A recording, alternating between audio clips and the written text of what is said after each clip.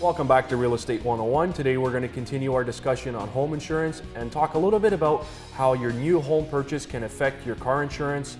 And I'm pleased to be joined once again by Robert Atto of Atto Associates. Robert, welcome back to the show. Thanks for having me back again, Joe. All right, Robert, so to start today's show, I want to ask you, how does the new location you move to affect your car insurance? Well, just like where you buy a house can vary greatly from territory to territory, the cost of your car insurance can tend to vary greatly from the city or even within the city to different cities. Different factors are at play, and we'll go through them as we talk today.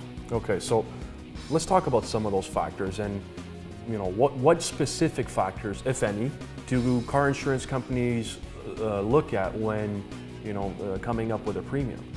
Well, it's a number of factors that come into play. I mean, one of the biggest one is the amount of population in your area. The other one might be the distance you travel to work. The other one is the annual kilometers you might drive. All these things are going to vary depending on the location you live. Okay, so how does the population affect my car insurance? Well, I think anybody that's driven in the city of Toronto can understand how population can affect your driving experience, or the sheer chance, even as the best driver in the world, that you may get into an accident. So the more cars on the road, the more likely you are to get into an accident. And the more people are in the area, the more likely something might happen to your car: hit and run, theft, vandalism. All these different factors come into effect the cost of your car insurance, and there's something that the companies consider. So this is how population can and will affect your premium on your car insurance. Now, I've also heard that some, maybe all insurance companies look at claims history of specific areas to determine car insurance premiums. Is that true? Well, one thing insurance companies are great for, and that's counting statistics. They love it. So they look at every area, and they look at not only the amount of claims that can happen, but the severity of the claim, and as well as the frequency of the claim that happens in the area. So they take all these things into consideration. So if you're in Toronto and the average accident benefits claim, for example, may or may not be greatly higher than living in the city of Hamilton, or the vandalism rate as well. So they take all these things into consideration. What is their average payout per claim, per area? And nowadays there's somewhat 52 different areas in Ontario auto rating, so they go into great depth in rating, and these are all the factors they take into consideration and more. Okay, so I know from personal experience, and I'm sure you can attest to this as well, that car insurance will ask you when you're trying to get a new quote, how many kilometers you drive to work. Now, why does this affect, or does this even affect your insurance rate? Well, there's some things that people don't consider when they're driving to work. In fact, a lot of people tell me, well, I don't drive to work, I just drive to the GO train. Well, driving to the GO train is, in fact, driving to work is just a different area. So obviously the amount you drive to work will affect it, because you have more of a chance than the average person that may not drive to work, that may just take the bus. So you have a greater chance of getting into an accident. The more kilometers you drive, the greater chance you're going to have to get into an accident, and it's all about statistics, and that's what they're going to take into consideration when giving you a rate.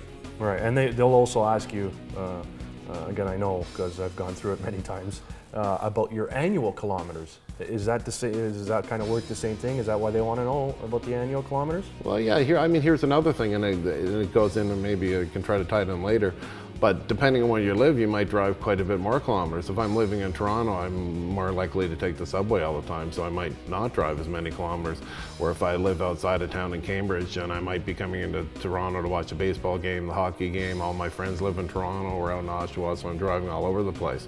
So the more kilometers you drive, the more the insurance companies will charge you. It's very important that you take a look at it, because it can drastically affect. I mean, if you advise your insurance company, here's one thing: make sure you're telling them the truth, right? Don't just say you're driving 1,000 kilometers a year just to save a couple $100 on your car insurance. I mean, that's just craziness. But if you are driving 5,000 kilometers a year and that's all you're driving, let your insurance company know. There used to be a time where it didn't make as much of a difference, but now they have it down to thousands of kilometers, and they will affect your price.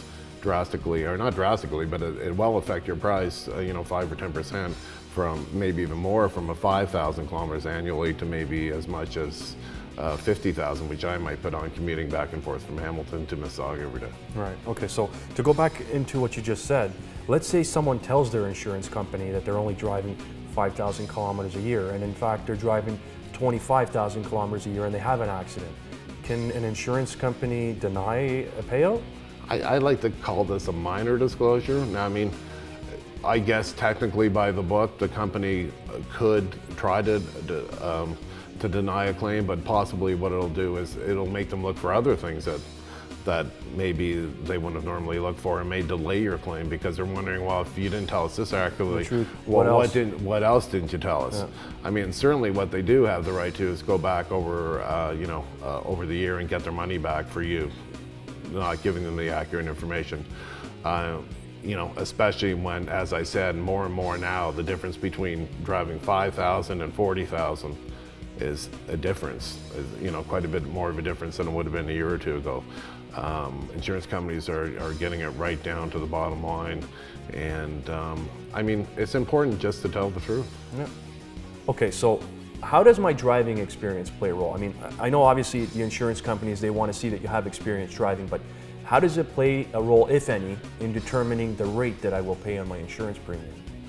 Well, here's the thing. I mean, if you're living in the city of Toronto, as we were stating before, the population is much bigger, so your premium's going to be higher. So if you have a poor driving record, it's going to be a multiple factor of that higher rate to begin with. So the worse your driving record, you consider if you're in a higher territory that your premium's going to be more adversely affected than it would be, say, if you're living out in North Bay or something where there's not as many people, the rate's a little lower. So that, I mean, that more than anything else could drastically, if you consider maybe it's 3 times more from North Bay to Toronto and you have a poor driving experience, I mean, that could be a difference of thousands of dollars, because not only because of the change in territory, but because of your driving record. I mean, it combines, it's a multiple factors of the location. All right, Rob, so we've got a question from one of the viewers on our show. It's from Susan in Ajax, and she wants to know, she says that I'm buying a new house with my son and daughter-in-law and their children. Can this affect my insurance rate?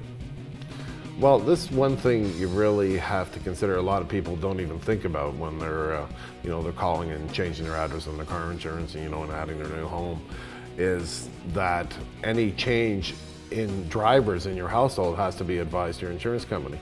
Well, how does this affect you? You say, well, you might have a perfect driving record, and now that you've chosen to buy a house with your daughter and she's moving in, and she just had an accident a year ago and she doesn't have car insurance anymore. Well, they're going to rate for her on your policy. That could change your policy multiple times. Or it may not affect it. They may ask her to be excluded because she doesn't have the type of driving record that you have. And getting back to trying to tell the company all the time, it's really your obligation to advise the company of any changes. And you can't just always plead ignorance. So. Yeah.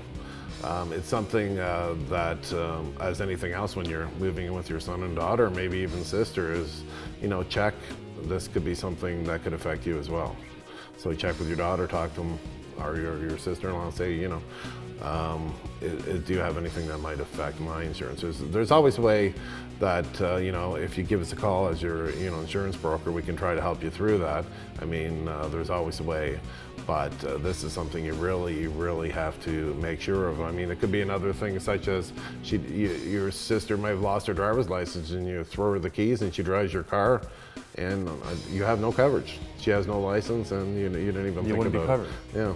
So, I mean, it's scary. It happens all the time, though. People just don't think about it. They move in. The last thing you want to ask somebody is, oh, how's your driving record? Or do you have insurance? And you might be surprised somebody even as close to you might be driving without insurance.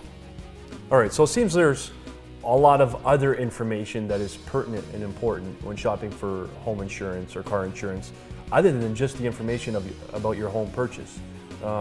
What other information is important? It's important to remember, as we discussed above. I know it's exciting when you go get your new home. All you can think about is your house, and now we just talked about in other episodes, get your square footage, get to your mortgage company. But it's also important, as we just discussed, is to go and check or think in your own mind, how many kilometers am I going to drive now?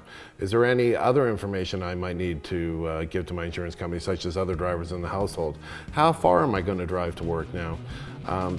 Just get all these things together in your mind so you don't have to keep calling back. It'll make your job and our job a lot easier and get you on your way to your new home. Okay, Rob, so do you have any other considerations or final thoughts for viewers of our show? I think it's just important to remember everything we discussed above. You just bought a new home, you're excited, but don't forget it's not only about your house insurance. You need to remember to get the information on your car insurance. How far are you driving to work? How far is your annual kilometers going to be now that you've moved? Are there any other drivers in your household? These are all things that you're required to provide your insurance company and could drastically affect a claim if you fail to provide the information. It is your responsibility to do so. And don't forget, combine your auto and house insurance together. I mean, it'll save you a lot of money. Bundling insurance will save you money, so don't forget to ask your broker about that. All these things we talked about above just seem like so much information when you're buying a house. All this, I'll never remember it all. Don't worry about it. Give us a call at Atto Insurance. We'll walk you through it, and we'll get you the price you need and deserve. All right, Rob, good stuff. Thanks for coming on today's show. Thanks for having me back again today, Joe. So there you have it. If you're buying a new home, you need to understand that bundling your insurance can save you some money. If you're not familiar with the process, give Rob a call at Atto Associates. Thanks for watching today's show. I'm your host, Joe Terceira, and we'll see you next time.